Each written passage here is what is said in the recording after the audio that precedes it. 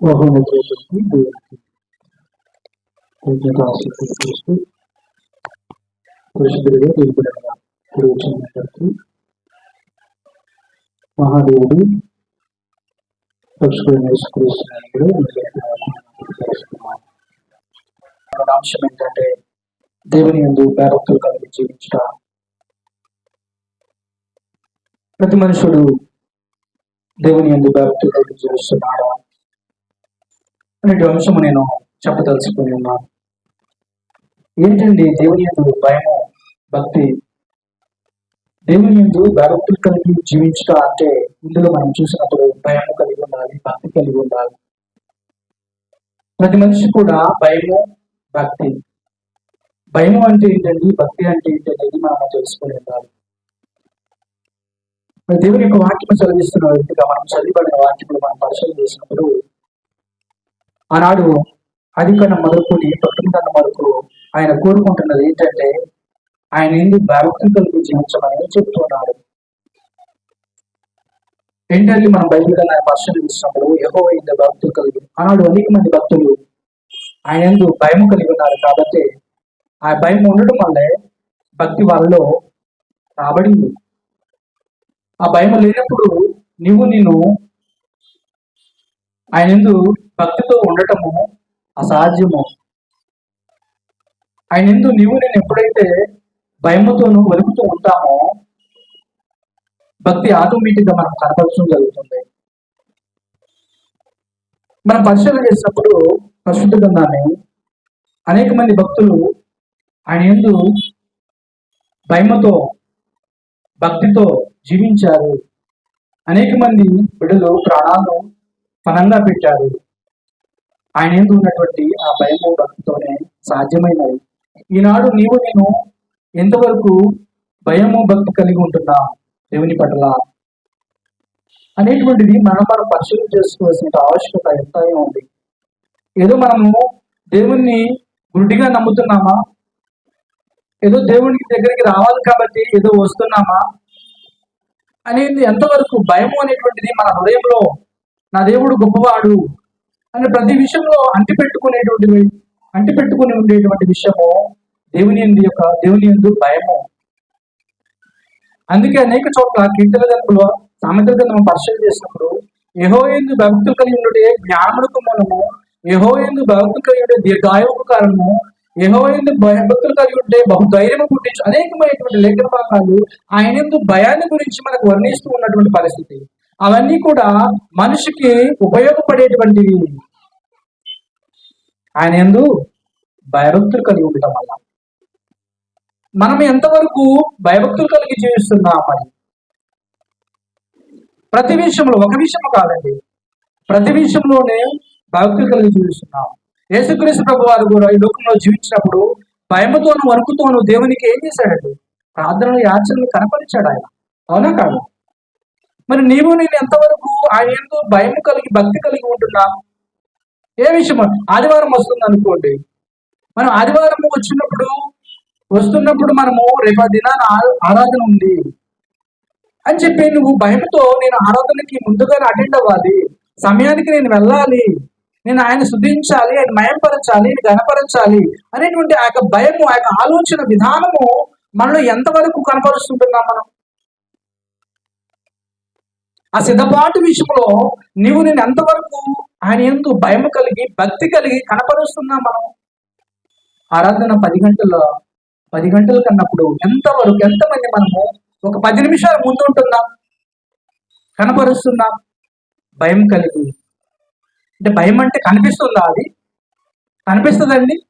ఏదైనా పాము చూసినప్పుడు వణికిపోతుంటాం కదా, ఏదైనా ఆపద వస్తున్నప్పుడు భయపడుతుంటాం కదా. అంటే ఇది ఎలా కనిపిస్తుంది? మరి కనిపిస్తుంది మనకు ఆయన యందు ప్రేమతో ఉన్నప్పుడు మనం ముందుగానే నా దేవుడు మనసు లోపల అది ఉంటుంది. అది నిన్ను కనపరిచేటువంటి, ఆయన యందు కనపరిచేటువంటి భయము భక్తి. ఒక హిందువులు చూసినప్పుడు వాళ్ళు ఎంత భక్తి శ్రద్ధలతో ఉంటారండి. అవునా కాదు? ఒక హిందువులు చూసినప్పుడు ఎంతో భక్తిగా స్నానం చేసి చాలా జాగ్రత్తగా నీట్గా వెళ్ళిపోయి చెప్పులు వేసుకుండా నడుచుకుంటా, అంటే వాళ్ళు చూపించేటువంటిది ప్రాక్టికల్ కనిపిస్తుంటది. అంటే నిజ జీవితంలో వాళ్ళు ఎలా ఉంటారు అనేటువంటిది కనపరిచినప్పుడు పైకి మాత్రం ఇలా ఎంతగానో మనం ఎలా కనపరచాలి? ఆయన మాటకు లోబడాలి. అది భయం భక్తి.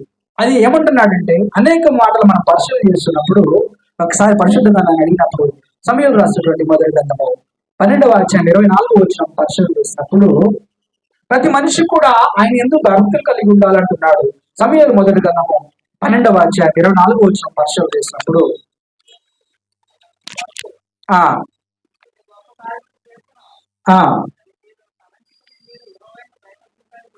యెహోవా యందు భక్తులు కలిగి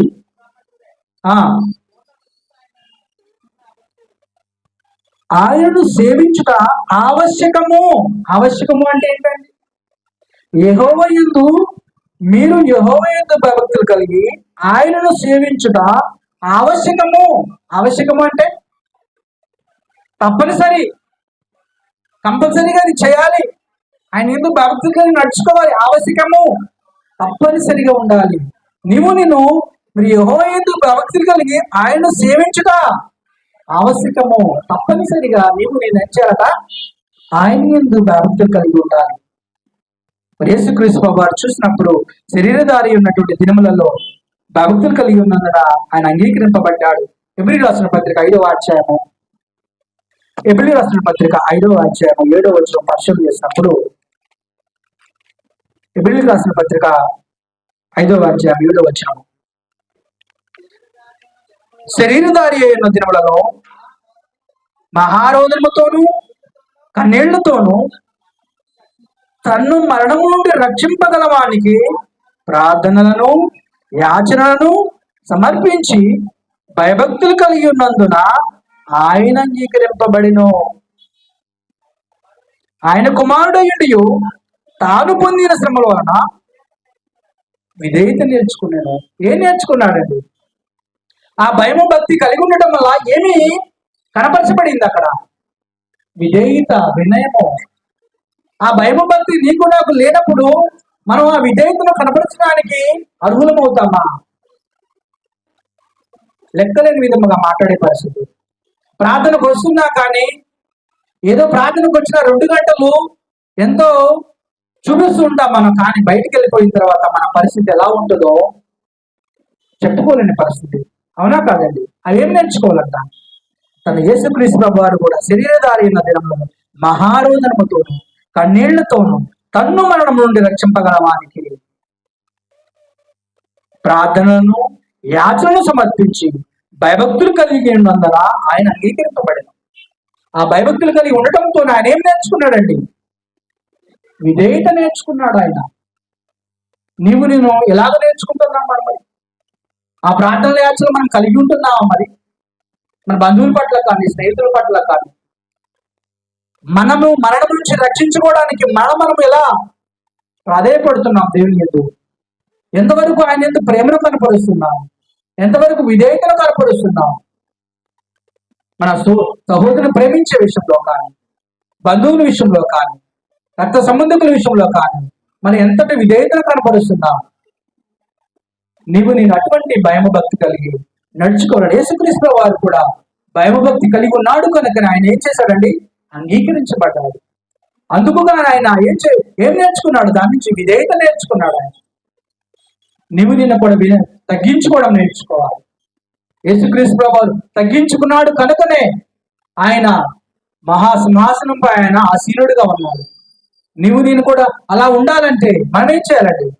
దేవుని యందు భయభక్తులు కలిగి మనం తగ్గించుకోవాలి. ఏ విషయంలోనే కానీ, భార్యాభర్తల విషయంలో కానీ తగ్గించబడాలి, స్నేహితుల విషయంలో తగ్గించబడాలి, రక్త సంబంధి విషయంలో ఏదైనా తగ్గించుకోవాలి.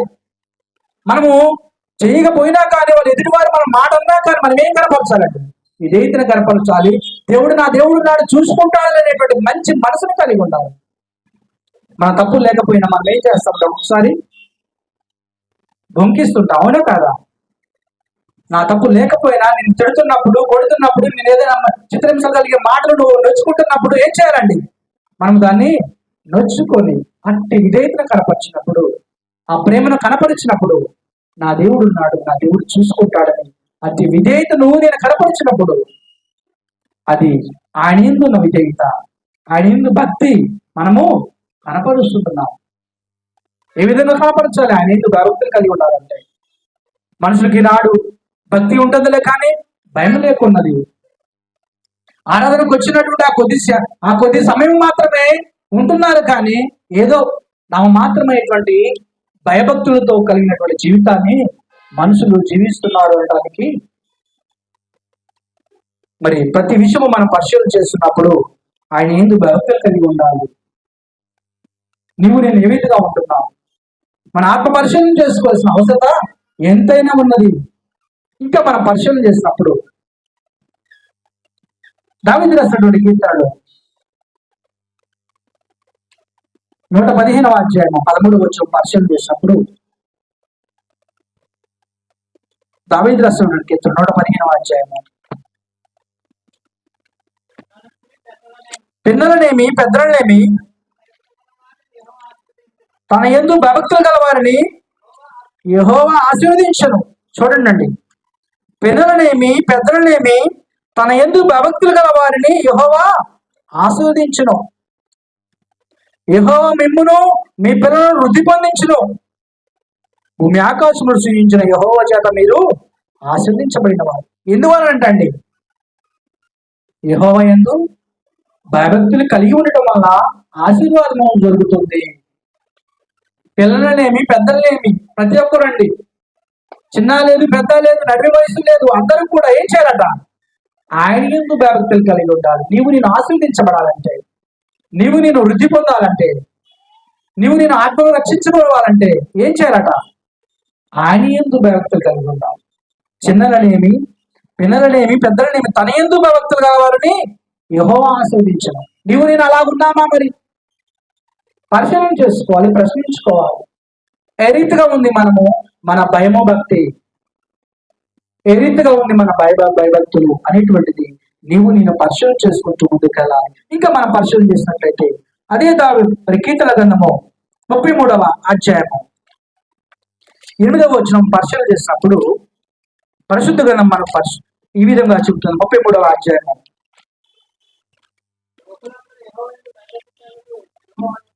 లోకులందరూ యెహోవా యందు భయభక్తులు కలిగి భూలోక నివాసులందరూ ఆయనను వెరవవలెను. ఆయన మాట సెలవేయగా దాని ప్రకారం ఆయన ఆజ్ఞాపింపగానే కార్యము సిద్ధపరచబడను. లోకులందరూ అంటండి, ఒక్కళ్ళను లేదు, చిన్నలు లేదు, పెద్దలు లేదు, ఎందరు ఎవరట? లోకులందరూ యెహోవా యందు భక్తులు కలిగి నిలబవలెను. భూలోక నివాసులందరూ ఆయనకు వెరవవలెను. ప్రతి ఒక్కరు కూడా ఆయన ఎందుకు భక్తులు కలిగి ఉండాలని నేను కోరుతున్నాను. నీవు నేను ఎంతవరకు భయభక్తులు కలిగి ఉంటున్నాం అనేటువంటిది నీవు నేను పరిశీలన చేసుకోవాలి. యెషయా గ్రంథం 29వ అధ్యాయం, యెషయా గ్రంథము 29వ అధ్యాయం మనం పరిశీలన చేసినప్పుడు, యెషయా గ్రంథం 29వ అధ్యాయము 13వ వచనం పరిశీలన చేద్దాం. యెషయా గ్రంథము 29వ అధ్యాయం 13వ వచనం, ప్రభు ఎలాగూ సెలవిస్తున్నాడు,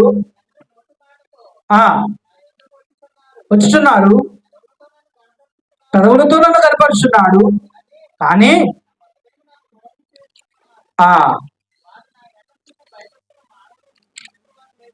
వారు నా ఎడల చూపు భయభక్తులు ఎలా ఉన్నాయటండి? చూసారండి, ఈ ప్రజలు నోటి మాటతో నా ఎందుకు వచ్చుచున్నారు, పెదవులతో నన్ను గనపరుచున్నారు, కానీ తమ హృదయమును నాకు దూరము చేసుకుని ఉన్నారు. వారు నా ఎడల చూపు భయభక్తులు మానవుల విధులను బట్టి వారు నేర్చుకొనినవి. ఈ మాట ఈనాడు చూసినప్పుడు నెరవేర్చబడుతూ ఉందండి. ఈనాడు చూసినప్పుడు ఈ ప్రజలు నోటి మాటతో నా ఎందుకు వచ్చున్నారు, వారి హృదయం ఎలా ఉందట? ఆయనకు దూరంగా ఉంది. నీ నా హృదయమో ఎలా ఉంది? మరి ఆయనకు దూరంగా ఉందా, దగ్గరగా ఉందా అనేటువంటిది నీవునే పరిచయం చేసుకోవాలి. వారు నా ఎడల చూపు భయభక్తులు మానవుల విధులను బట్టి, ఒక మనిషి మెప్పుకోని బట్టి మనకు భయభక్తులు రాకూడదండి. ఆయన చెప్పిన మాటలను బట్టి నీవు నేను ఒక మనుషుడు బతుకుతున్నాడంటే, జీవిస్తున్నాడంటే ఎలాగ జీవిస్తున్నాడంట? ఆయన నోటి మాటల చేత మనము జీవిస్తున్నాం. మీ రొట్టెల వల్ల కాదు, ఆయన నోటి మాట నుంచి వచ్చే మాటను బట్టి నేను బ్రతుకుచున్నాము, చలనము కలిగి ఉన్నాము, ఉనికి కలిగి ఉన్నామంటే ఆయన నోటి మాట చేత నేను బ్రతికి ఉన్నాము. ఆ మాట ఎంతో విలువైనదని, ఆ మాట దేవుని యొక్క వాక్యమని, ఆయన పలకబడిన మాటలే ఈ యొక్క దేవుని యొక్క వాక్యమని, ఆ వాక్యం చేత నేను బ్రతుకుచున్నామని నేనేం చేయాలండి? గ్రహించుకోవాలి. వారి హృదయం ఎలా ఉందంట? దేవునికి దూరముగా ఉన్నది. వారి యొక్క మానవుల యొక్క విధులను బట్టి వారు నేర్చుకున్నారు. నేను మానవుడి విధులను బట్టి నేర్చుకున్నామా? ఎలాగూ ఉన్నావు? మనం పరిశీలన చేసుకోవాలి. ఇది నేను చెప్తున్న మాటలు కాదండి, పరిశుద్ధ గ్రంథంలో చెబుతున్నటువంటి మాట ఇది. దేవుని మాట అగ్ని వంటిది, అది కాల్చి ఇవ్వటువంటి మాట అండి. ఆయన మాట చేత సమస్తాన్ని సృష్టించాడు. ఆయన మాట చేత నిత్య జీవం ఉన్నది. ఆయన మాటలోనే జీవం ఉన్నది. మనుషుల మాటలకి మానవులు ఏమవుతున్నారండి? చనిపోతున్నారు. ఒక మనిషి మాట్లాడితే ఆ మనిషి ఏమవుతున్నాడండి? ఈరోజు ఒక మాట వలన ఏమవుతున్నారండి? మనుషులు చనిపోతున్నారు. భార్యాభర్తల మాటల వలనే వాళ్ళు కృంగిపోయి కుషించిపోయి ఏమవుతున్నారండి? ఏదో ఒకటి భార్యనో భర్తనో ఏదో ఒకటి ఏమవుతున్నారు? ఏదో ఒకటి గత్యానికి గురవుతున్నారు. తల్లిదండ్రులు తిట్టారని చెప్పి పిల్లలు ఏమవుతున్నారండి? ఒక మాట వల్ల ఏమవుతున్నారు? ఆత్మహత్య గురవుతున్నారు. మరి కావాల్సింది ఇవ్వలేదని చెప్పి తిట్టారని చెప్పి వాళ్ళు ఏదో ఒకటి బాధపాలవుతున్నారు. ఒక టీచర్ కొట్టాడని, ఒక ఫ్రెండ్ తిట్టాడని ఏమవుతున్నారు? ఒక మాట వలన స్నేహితులు బంధాలు తెగిపోతున్నాయి. ఒక మాట వలన బావి దగ్గరికి వెళ్ళిపోయి దోకాల్సిన వాళ్ళు ఆగిపోతున్నారు. దేనివల్లండి? ఒక మాట వలన. ఒక మాట వలన ప్రపంచ దేశాలు ఏమవుతున్నాయండి ఈనాడు? రీసెంట్ గా ఇరాక్ జరిగినటువంటి యుద్ధము, అవునా కాదండి? ఉక్రెయిన్కి మరి జరిగినటువంటి యుద్ధాలు, రష్యా ఉక్రెయిన్ యుద్ధాలు ఒక మాట వలన ఏమవుతున్నాయండి? ఇప్పటికీ ఇంకా జరుగుతూనే ఉన్నవి. వాళ్ళ మధ్య అంతరిక్షాలు తెగిపోయి అన్యాయమైనటువంటి పేద ప్రజలు అన్యాయపోతున్న పరిస్థితులు ఎందువలనండి? ఒక మాట వలన, మనుషుల మాటల వలనే, అవునా కాదండి? అదే మాట వలన ఏమిస్తానంటాడంటే ఆయన నిత్య జీవము ఇస్తానంటున్నాడు. ఆ మాట వలన నిత్య జీవము నీకు నాకు కలుగుతుందంటే ఆ మాటలు వినకుండా మనుషుల మాటలకు మనిషి నలిగిపోతున్నాడు, చిత్రహింసలు గురవుతున్నాడు. ఈ దినాలు చూసినట్లయితే మనుషుల విధులను బట్టి ఏమవుతున్నారట? వారు నేర్చుకుంటున్నారు. మనుషుల మాటలను బట్టి, తల్లిదండ్రులు అనుకునే మాటలను బట్టి బిడ్డలు నేర్చుకుంటున్న పరిస్థితులు, స్నేహితులు అనుకునే మాటలను బట్టి బిడ్డలు నేర్చుకునే పరిస్థితి. అందుకే అంటున్నాడు ఆయన, మానవుడు నా వారు నా ఎడల చూపు భయభక్తులు మానవుల విధులను బట్టి వారు నేర్చుకుంటున్నారు. మనిషి మాటకి ఇంత పవర్ ఉన్నప్పుడు దేవాది దేవుని మాటకి ఎంత పవర్ ఉందో చెప్తున్నాడండి ఆయన. ఆ మాటకు జీవం ఉంది, నిత్య జీవము. ఆయన మాట దేవుని యొక్క వాక్యము. ఆ మాటకు నీవు నేను లోబడాలి. ఆ మాటకు నీవు నేను భయభక్తులు కలిగి జీవించాలని చెప్తున్నాడు ఆయన. ఆ మాటకు నీవు నేను ఎంతవరకు విలువనిస్తున్నా, భయభక్తులు కలిగి జీవిస్తున్నా, ఆ మాటకు నీవు నేను ఎంతవరకు లోబడి నడుచుకుంటున్నాం, ఆ మాటకి ఎంత విధేయతను చూపిస్తున్నాం. ఇంత జరుగుతున్నా, ఇన్ని మాటలు, ఇన్ని వర్తమానాలు, ఇన్ని పాటలు పాడుతున్నప్పటికని వింటున్నాము. కానీ ఈ మొండబడిన హృదయంలోకి, మూడిబారిన హృదయంలోకి మనము వాటిని వెళ్ళనటికి లేదు. ఆ మాటకి ఎంత పవర్ ఉందండి? ఎముకల లోపలికి వెళ్ళి, కీళ్లను మూలుగు లోపలికి వెళ్ళి మార్చేటువంటి క్యాపబిలిటీ ఉందండి ఆ మాటకి, దేవుని మాటకి. మనుషుల మాటలకే మానవుడు చనిపోయేదాకా వస్తున్నాడంటే మనిషిని మార్చగలిగేటువంటి ఇది మాత్రకమైన మాటకు నీవు నేను లోపడుతున్నామా? ఎంత విలువిస్తున్నాము? ఎంత విధేయతను కనపరుస్తున్నాం మనము? పైకి మాత్రమే భక్తి కలిగి మన హృదయము దేవునికి దగ్గరకు ఉండలేకపోతుందేమో ఆలోచన చేసుకోవాలి. ప్రియమైనటువంటి దేవుని బిడ్డలారా, మన జీవితము స్వల్పము, ఈ జీవితము చాలా చిన్నది. ఎప్పుడు ముగిసిపోతుందో తెలియని పరిస్థితులు. ఈ దినాన్ని మేము పోతాము, బయటికి వెళ్ళిపోయినటువంటి పరిస్థితి, లోపలికి రానేటువంటి పరిస్థితి ఈ రోజులు, అవునా కాదండి? అయ్యో ఇప్పుడే వెళ్ళిపోయాడు కదా ఆయన, ఇంతకుముందే నాతో మాట్లాడాడు కదా అనేటువంటి పరిస్థితి. ఆ మనిషి తిరిగి ఇంటికి రాలేని పరిస్థితి. సమయం ఉండగానే మనము దీపం ఉండగానే ఏం చేయాలండి? ఇల్లు చక్క పెట్టుకోవాలి. ఆయన ఎందుకు భక్తులు కలిగి ఉన్నారని చెప్తున్నావేమో, పైకి మాత్రం భక్తి గారి వారు ఉన్నామేమో. కాదండి, ఆయన హృదయాన్ని అడుగుతున్నాడు. ఆ హృదయము భక్తులు కలిగిన హృదయముగా నీవు నేను క్రియరూపం దాల్చి ఆయన ఇందు భక్తులు కలిగి బిడ్డలుగా నువ్వు నేను జీవించవలసినది ఆవశ్యకత ఎంతైనా ఉన్నది. అది తప్పనిసరి. ఎందుకంటే నీవు నేను రక్షించబడాలి. యేసుక్రీస్తు ప్రభువారు కూడా ఆయన ఏం చేశాడండి? ఏం చేశాడు? ప్రార్థనల ద్వారా, యాచనల ద్వారా తన మరణం నుంచి రక్షించగల వారికి ఆయన ఎప్పుడు నిరంతరం ప్రార్థిస్తున్నాడు. ఆయన దేవుని దృష్టికి అంగీకరించబడ్డాడు. నీవు నేను కూడా అంగీకరించబడాలి. ఎలా అంగీకరించబడతాము? నీవు నేను ఆ ప్రార్థనలు, యాచనలు కనపరిచి భయభక్తులు కలిగి ఉండాలంటే, అంగీకరించబడాలంటే ఎలా అంగీకరించబడతావు? ఆయన అయితే యేసుక్రీస్తు ప్రభు వారు అయితే ప్రార్థనల ద్వారాను, యాచనల ద్వారాను అలా ఉండబట్టి తన మరణం నుంచి రక్షించగల వారి కొరకు ఆయన ఏం చేశాడు? ప్రార్థించాడు. మోకరించి ఆయన నా ప్రాణము రక్షించాయా, ఆత్మ రక్షించడానికి ప్రార్థించాడు. నీవు నేను ఆయన ఎందుకు భక్తులు కలిగి ఎంతవరకు ఆ రీతికి ఉంటున్నావు అనేటువంటిది నీవు నేను పరిశీలన చేసుకోవాలి. ఇంకా మనం పరిశీలన చేసుకుంటున్నట్టయితే ఎబ్రిల్ రాసిన పత్రిక 12వ అధ్యాయం, ఎబ్రిల్కి రాసిన పత్రిక 12వ అధ్యాయం 28వ వచనం పరిశీలన చేస్తున్నప్పుడు మానవ గురించి ఆయన చెప్తున్నటువంటి గొప్ప మాటలు మనం చూస్తుంటున్నాం. ఎబ్రిల్కి రాసిన పత్రిక 12వ అధ్యాయం 28వ వచనం.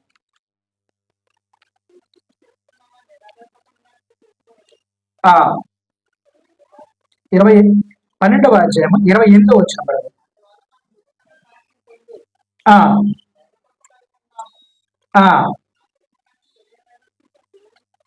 ఆ కృప కలిగి వినయ భక్తులతో దేవునికి ప్రీతికరమై సేవ చేయడము ఎలాగనగా మన దేవుడు దహించు అగ్ని అయి ఉన్నాడు. అందువలన మనము నిశ్చలమైన రాజ్యం పొంది దైవ కృప కలిగి ఉందము. ఆ కృప ఏం చేస్తుందండి? ఆ కృప కలిగినటువంటి వారు వినయ భక్తులతో దేవునికి ప్రీతికరమైన సేవ చేయడము. ఏం చేస్తారంటండి?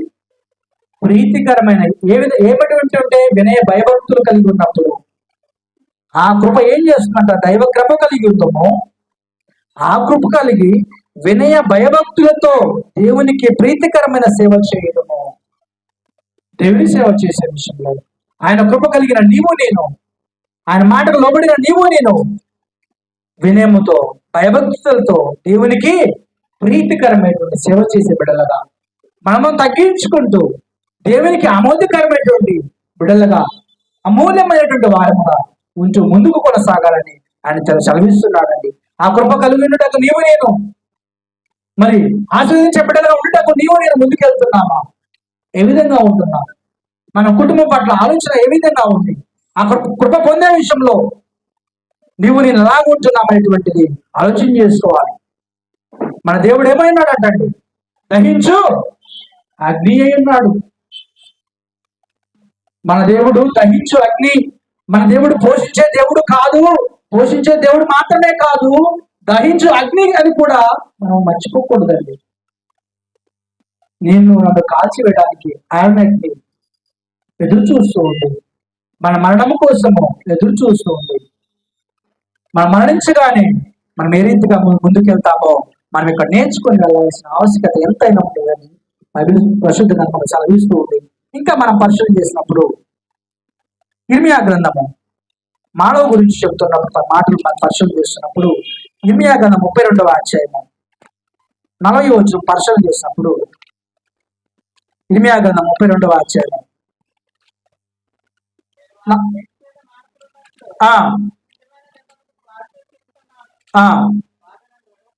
వారు నన్ను విడవకుండినట్లు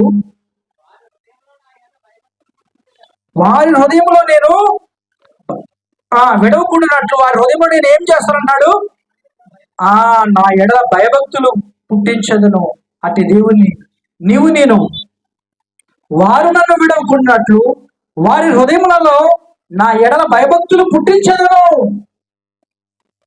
ఆయన పుట్టుకతోనే నిన్ను నన్ను ఎరిగినటువంటి దేవుడు, తల్లి గర్భంలోనే నిన్ను నన్ను పుట్టించినటువంటి దేవుడు, నిన్ను నన్ను మర్చిపోయినటువంటి దేవుడు నీకు నాకు సమయమిస్తున్నాడు.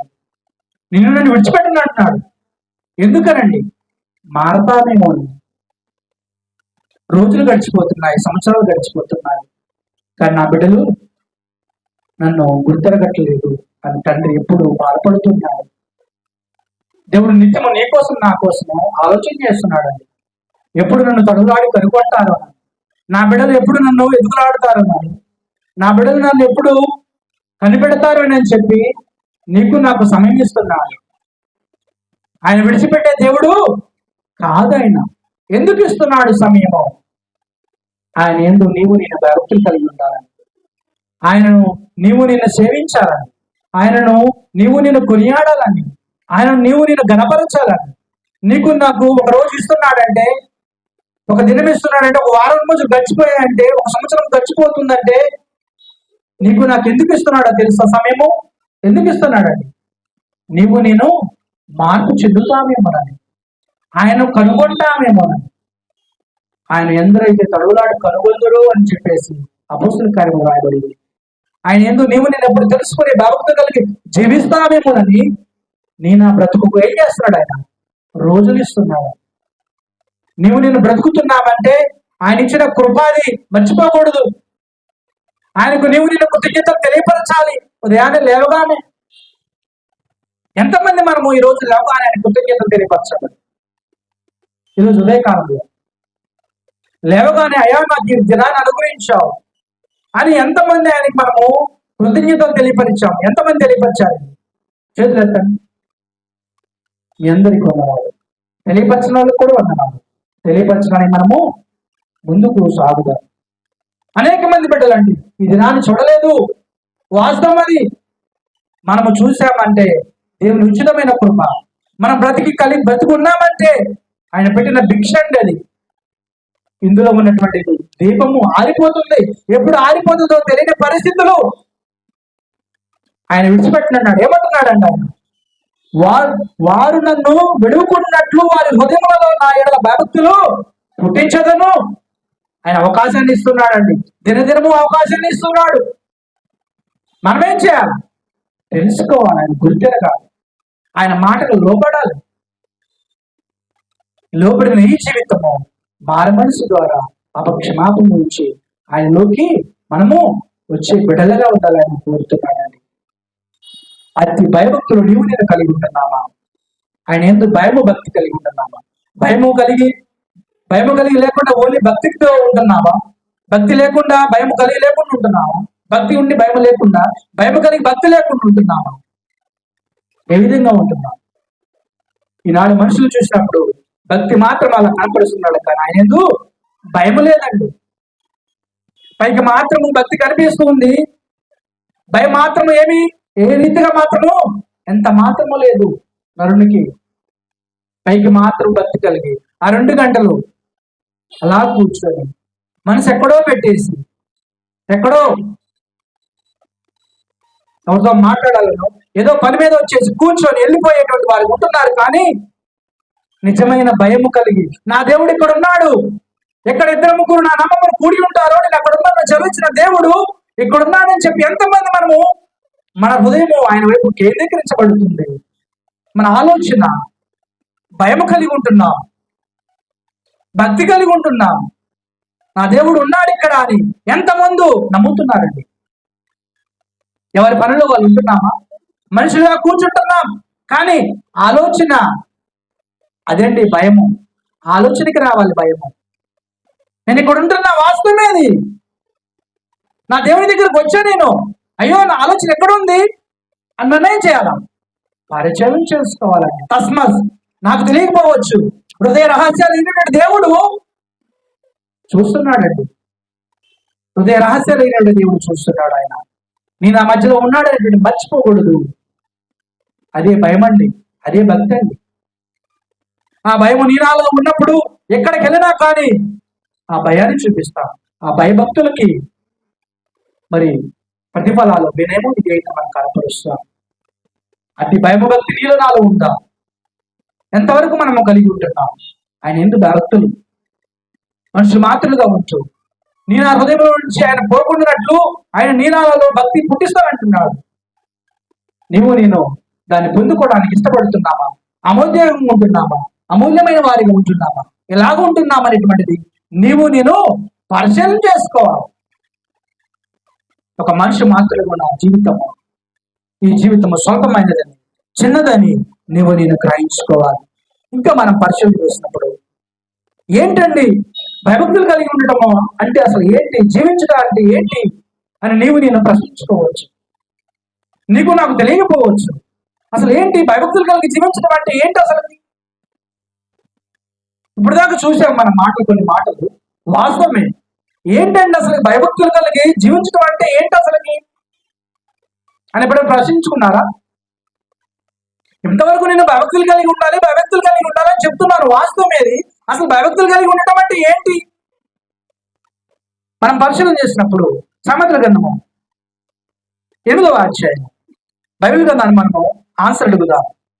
ఒకసారి చూసినప్పుడు సామెతల గ్రంథము 8వ అధ్యాయము, సామెతల గ్రంథము 8వ అధ్యాయం 13వ వచనం పరిశీలన చేసినప్పుడు, సామెతల గ్రంథం 8వ అధ్యాయము 13వ వచనం, భయభక్తులు కలిగి ఉండట అంటే ఏంటో మనం ఇప్పుడు చూస్తున్నాం. ఏంటంటండి సామెతల గ్రంథం 8వ అధ్యాయము 13వ వచనం, యెహోవాయందు భయభక్తులు కలిగి ఉండుట అంటే చెడుతనమును నశయించుకున్నటయే, గర్వము, అహంకారము, దుర్మార్గత, కుటిలమైన మాటలు నాకు అసహ్యములు. అది అండి యెహోవాయందు భయభక్తులు కలిగి ఉండటం అంటే. ఏంటంట? యెహోవాయందు భయభక్తులు కలిగి ఉండుట అనగా చెడుతనమును అసహించుకున్నటయే, గర్వము, అహంకారము, దుర్మార్గత, కుటిలమైన మాటలు నాకు సహ్యము.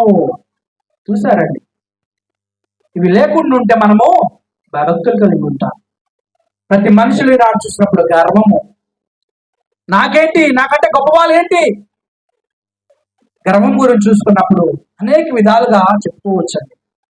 అహంకారము, మనిషిలో నుంచి వచ్చేటువంటి అహంకారం, నాకేంటి, నేను అనే మాట ఈ స్టాండర్డ్గా ఉంటుందండి. ఇంగ్లీష్ లెటర్లో అది ఇటు వంగదు అటు వంగదు కదా, వంగాలండి.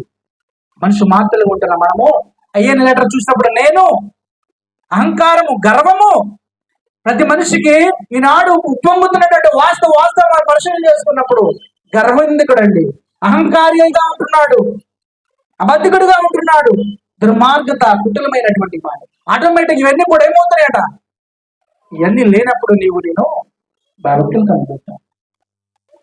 గర్వాంధుడుగా ఉంటున్నామేమో, అహంకారం కలిగి ఉంటున్నాము, నాకేంటి లేదు, నాకేంటి, నేను అనే మాట దేవుడు ఆత్మ నుంచి వచ్చేటువంటి ఆత్మ ఒక్కడే. ఆ అయ్యనే లెటర్లో నేనేం చేయాలా, విధేయతను కనపరచాలి, వినయాన్ని కనపరచాలి. భక్తు కలిగి ఉండటం అంటే ఏంటంటే చెడుతనమును అసహించుకున్నటయే, అది భయభక్తులు అంటే. అందులో ఇంక్లూడింగ్ పార్ట్గా మనకి కింద గర్వము, అహంకారము, దుర్మార్గత, కుటిలమైన మాటలు, అసహ్యములు, అవి లేనప్పుడు నేను ఆయన యందు భయభక్తులు కలిగి ఉంటాను. నేను గర్వాన్ని కలిగి ఉన్నప్పుడు, అహంకారాన్ని కలిగి ఉన్నప్పుడు అవి ఈ దేహానికి జబ్బులు తీసుకొచ్చి పెట్టేవే కానీ ఉపయోగకరమైనటువంటివి కావు. నేను ఎలా ఉంటున్నా ఇంకా మనం పరిశోధన చేసినట్లయితే అదే సామెతల గ్రంథం 14వ అధ్యాయం మనం పరిశోధన చేస్తున్నప్పుడు భయభక్తులు అంటే ఏంటో మనకు పరిశుద్ధ గ్రంథం చదివిస్తూ ఉంది. 14వ అధ్యాయం 2వ వచనము, యథార్థముగా ప్రవర్తించువాడు యెహోవా యందు భయభక్తులు గలవాడు, కుటిల చిత్తుడు ఆయనను తిరస్కరించువాడు. మూడుల నోట బెత్తము వంటి గర్వం ఉన్నది, జ్ఞానుల పెదవుల వారిని కాపాడునండి. యథార్థముగా ప్రవర్తించేవాడు. దేవుడు నరుని ఎలాగ పుట్టించాడండి, యథార్థవంతులుగా పుట్టించాడు. యథార్థవంతులు అంటే ఏంటంటే అర్థము, నిజాయితీ, పాపం లేనటువంటి వాడు యథార్థవంతుడు. నేను యథార్థవంతులుగా ఉండాలని చెప్పి ఆయన కోరుకుంటున్నాడు. ఆయన యథార్థవంతుడు, దేవుడు యథార్థవంతుడు, నీతిమంతుడు, పరిశుద్ధుడు. మనుషులు కూడా యథార్థవంతుడుగా, నీతిమంతుడుగా, పరిశుద్ధంగా ఉండాలని ఆయన ఏం చేస్తున్నాడండి? కోరుకుంటున్నాడు. ఆయన యథార్థముగా ప్రవర్తించేవాడు, యెహోవా యందు భక్తి గలవాడు, కుటుల చిత్తుడు, ఆయన తిరస్కరించేవాడు. యథార్థముగా నీవు ప్రవర్తిస్తున్నావు. మరి ఆయన ఎందుకు భక్తులు కలిగి ఉండడం అంటే ఎలాగున్నట్లు? ఇప్పుడు యథార్థంగా ఉన్నట్లు. యెహోవా యందు భక్తి కలిగి ఉండడం అంటే ఏంటండి? యథార్థంగా ఉండటమే. యథార్థంగా ఉండటమే యెహోవా యందు భక్తి కలిగి ఉండడం. నీవు నేను యథార్థం కలిగి ఉంటున్నావా? యెహోవా యందు భక్తి కలిగి ఉండటం ఇందాకేం చెప్పామండి? చెడుతనమును విడిచి నడుచులే. రెండవది ఏంటండి? యథార్థంగా నడుచుకోవడమే యెహోవా యందు భక్తి కలిగి ఉంటాం. ఇంకా మనం పరిశీలన చేస్తున్నప్పుడు కీర్తన గ్రంథము 34వ అధ్యాయము, దావీదు రాసినటువంటి కీర్తన 34వ అధ్యాయము 13వ వచనం పరిశీలన చేద్దామండి. యెహోవా యందు భక్తులు కలిగి ఉండటం అంటే ఏమిటి అనేటువంటిది మనం ఆలోచన చేస్తుంటున్నాం.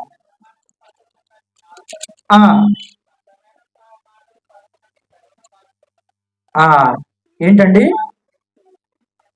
చెడ్డ మాటలు పలుకుకుండా నీ నాలుకను, కపటమైన మాటలు పలుకుకుండా నీ పెదవులను కాచుకొనుము. ఇలా కాచుకున్నప్పుడు నీవు నేను యెహోవా యందు భక్తులు కలిగి ఉన్నట్లే. కీడు చేయటం మాని మేలు చేయము, సమాధానం వెతికి దానిని వెంటాడము. యెహోవా దృష్టి నీతిమంతుల మీద ఉన్నది, ఆయన చెవులు వారి మొరలకు యొగ్యున్నవి. చూసారండి? దుష్క్రియలు చేయవారి జ్ఞాపకమును భూమి మీద నుండి కొట్టివేయుటకై యెహోవా సన్నిధి వారికి విరోధముగా ఉన్నది.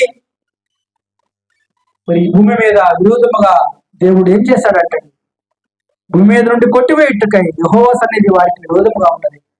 కీడు చేయటం మానాలి, మేలు చేసే వారిగా ఉండాలి, సమాధానం ఎదకాలి. ఏం చేయాలండి? దాన్ని వెంటాడు. మనం ఒక మాట అనుకుంటేనే ఏం చేయమండి? రోజులు మాట్లాడుకోము, సంవత్సరాలు మాట్లాడుకోరండి. అవునా? సంవత్సరాలు కాదు, చనిపోయిందా కూడా చనిపోయిన తర్వాత కూడా వాళ్ళ ఇంటికి పోరండి. అవునా కాదా? చనిపోయిన తర్వాత కూడా వెళ్ళి ఆ యొక్క శవాన్ని చూసేటువంటి పరిస్థితులు లేవండి. ఈనాడు నరమాతృలో ఉన్న పరిస్థితులు చూసారా? సమాధానం వెతికి దాన్ని వెంటాడము. ఎంతవరకు మనము సమాధానాన్ని వెంటాడుతున్నామండి? ఆ సమాధానం పడుతున్నాం మనం మన బంధువులతోనూ, స్నేహితులతోనూ. ఆ మాట పట్టుకొని ఏం చేస్తున్నారండి? ఎందుకు మాట్లాడుకోవట్లేదండి వాళ్ళు? మాట వల్ల, చిన్న మాట వల్ల. ఫ్రెండ్స్లోనైనా అంతే, ఒక మాట అనుకుంటే వాళ్ళు విడిపోతారు, సంవత్సరాలు మాట్లాడుకోరు, అసలు మాట్లాడుకోరు.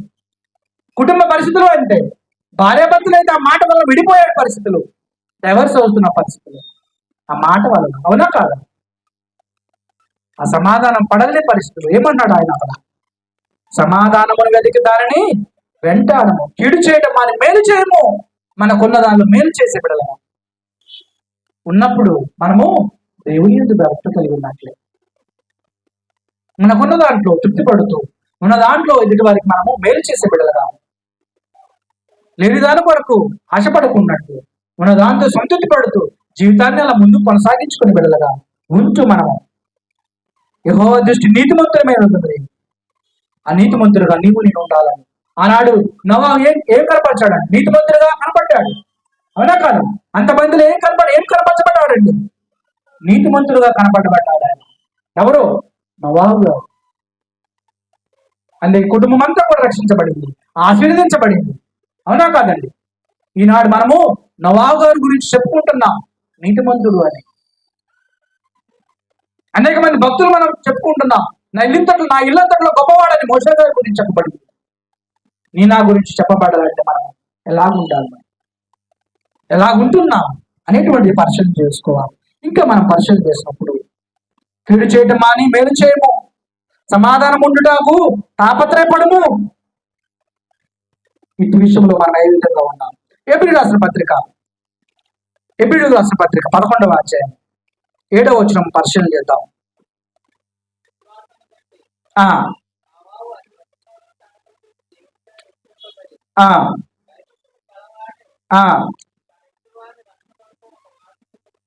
ఆ అందువలన ఆ ఆ దేవుని చేత హెచ్చరించబడిన వాడు ఏమయ్యాడండి? భయభక్తులు గలవాడయ్యాడు. దేవుని చేత మనం హెచ్చరించబడుతున్నాం, ఆయన మాటలు ప్రకటించబడుతున్నవి. మనం ఎంతవరకు భయభక్తులు కలిగి ఉంటున్నాం? విశ్వాసమును బట్టి నోవాహు అది వరకు చూడని సంగతులను గురించి ఎంతవరకు అండి? అంతకుముందు వినటువంటి విషయాల గురించి ఆయన విన్నప్పుడు దేవుని చేత హెచ్చరించబడ్డాడు. ఎవరండి? నోవాహు గారు. హెచ్చరించబడినటువంటి ఆయన ఏమయ్యాడండి? భయభక్తులు గలవాడై తన ఇంటి వారి రక్షణ కొరకు ఒక ఓడను సిద్ధము చేశాను. అందువలన అతడు లోకము మీద నేరస్థాపన చేసి విశ్వాసం బట్టి కలుగు నీతికి వారసుడయ్యాడు. ఎంత గొప్ప మాట! అంతకుముందు ఆయనకు తెలియదు దేవుని యందు నేను భయభక్తులు కలిగి ఉంటానని. తెలియని పరిస్థితులలో ఆయన ఏమనండి? దేవుని చేత హెచ్చరించబడి భయభక్తులు గలవాడై వినయముతో విధేయత నడుచుకున్నాడు. అట్టి పరిస్థితుల్లో ఉన్నవాడు ఏమయ్యాడండి? నీతికి వారసుడయ్యాడు. ఎందువల్ల అయ్యాడండి? ఒక భయభక్తులు కలిగి ఉండటం వల్లే. భయభక్తులు కలిగి ఉండటం అంటే ఏదో అనుకుంటున్నావేమో మనము. మనుషులు మాత్రం ఈ లోకంలో చూసినప్పుడు ఇది తక్కువైపోయిందండి దేవుడి దృష్టిలో. ఏదో నాకు మాత్రంగా వచ్చి కూర్చునే పరిస్థితులే. ఇందాక చెప్పాడు కదా, వారి హృదయము నాకు దూరంగా ఉన్నది. యెషయా గ్రంథము 1:1 మనం పరిశీలన చేసినప్పుడు ఎదు తన కామందో ఎదుగును. ఒకసారి మనం పరిశీలన చేద్దాం. యెషయా గ్రంథము 1వ అధ్యాయం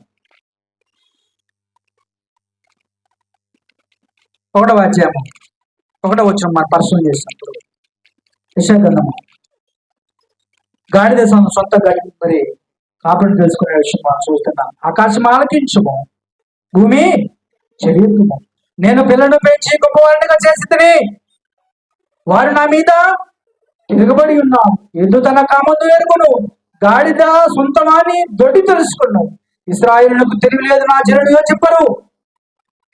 పాపిష్టి జనమా, దోషపూరితమైన ప్రజలారా, దుష్ట సంతానమా, చెరుపు చేయి పిల్లలారా, మీకు శ్రమ. వారు యెహోవాను విసర్జించున్నారు. ఇశ్రాయేలు యొక్క పరిశుద్ధ దేవుని దూషితులు ఆయన విడిచి తొలగిపోయి ఉన్నారు. చూశారండి, ఆకాశం ఆలకించారు అని చెప్పుకుంటున్నాడు. భూమి చెవియొగ్గుతాడు, నా ప్రజలు నా మీద తిరగబడి ఉన్నారు. నీవు నేను ఎలాగున్నా ఆయన ఎందుకు భక్తులు కలిగి ఉన్నావు? ఆయన ఎందుకు నీవు నేను ఎంతవరకు భక్తులు కలుగుతున్నావు? భక్తి శ్రద్ధలతో నడుచుకుంటున్నావు. మన ఆత్మరక్షణ కోసం మనము ఎంత త్యాగం చేయాల్సినటువంటి అవసరం, నీవు నేను పరిశీలన చేసుకోవాల్సిన అవసరం ఎంతైనా ఉన్నది. మనకు మరి భక్తులు చెప్తూ ఉన్నటువంటి మాటలు చూస్తుంటున్నాం.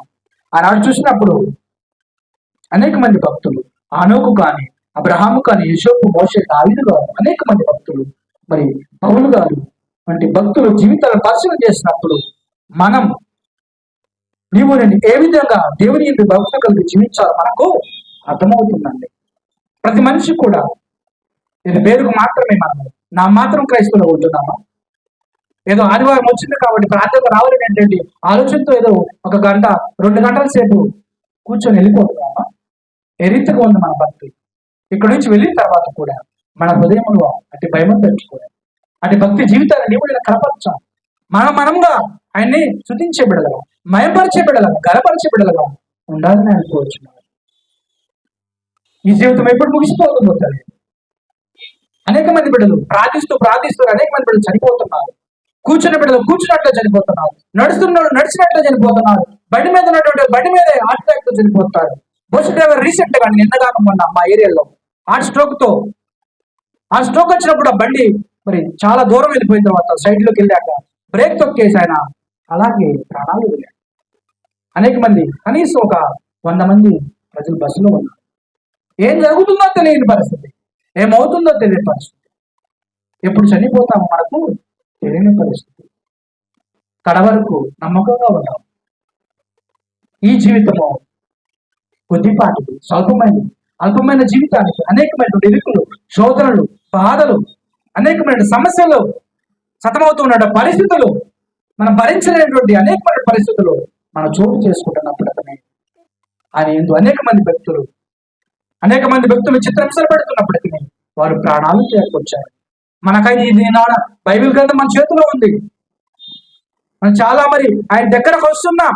ఆయన నామాన్ని శుద్ధించి మయంపరచడానికి అంత అర్హతలు ఇచ్చాడు ఆయన యేసుక్రీస్తు ప్రభువు కలవరగిరిలో బలియాగమై.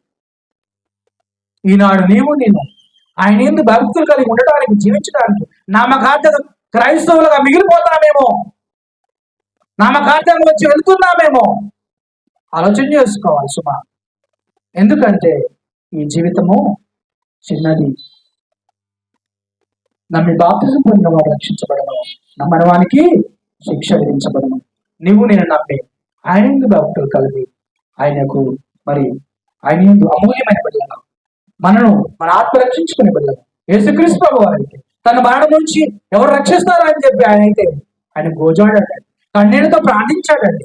అవునా కదా, మూలిగాడండి ఆయన మన కోసం కలవరికి బలియాగమయ్యాడు. అంత ప్రేమమై ఆయన అంత తగ్గించుకున్నా. నేను ఆ దేవుడు ఆయన కోసం నీవు నేనేం చేస్తున్నా? మన హృదయాన్ని ఆయనకి ఇలా పోతున్నామా? ఎలాగుంది మన జీవితము? ఎంతవరకు భక్తులు కలిగి నడుచుకుంటున్నాం? ఆయనకి ఇష్టమైన బిడ్డలుగా, యథార్థవంతులుగా, నీతిమంతులుగా, నిందారహితులుగా ఉండాలని ఆయన కోరుకుంటున్నాడు. నీవు నేను ఎంతవరకు ఉంటున్నా? మన మాటలను, ప్రవర్తనను, పవిత్రతను, విశ్వాసులను, ప్రేమలను, విశ్వాసులను మాదిరిగా ఉండాలని చెప్పిన నేను ఆ దేవుడు నిన్ను నన్ను విడిచిపెట్టమంటున్నాడు. నేను ఆ మాట కొరకు ఎదురు చూస్తున్నాడు. ఆయన ఎలాగుంటుంది మన జీవితము అనేటువంటిది మనం పరిశీలన చేసుకుంటాం. ఆయన ఎందుకు భక్తులు కలిగి జీవిస్తూ మన ముందుకు కొనసాగాలి తెలియపరుస్తూ ఈ కొన్ని మాటలు మరి అతి అవకాశం ఇచ్చినటువంటి దేవాది దేవునికి కొన్ని ఆశలు తెలియపరుస్తూ నన్ను నేను హెచ్చరించుకుంటూ మీ అందరినీ హెచ్చరిస్తూ ఇటు అవకాశం ఇచ్చిన దేవునికి, అదేవిధంగా సహోదరి ప్రియుడు మనోహర్ గారికి, అదేవిధంగా కిషోర్ గారికి, మీ అందరికీ ఆశలు తెలియపరుస్తూ కొన్ని మాటలు మరొక ప్రయత్నం చేయడానికి అందరికీ వందనాలు. ఈ యొక్క అవకాశము అధ్యక్షుల వారికి అప్పచెప్తూ ఉంటున్నాను.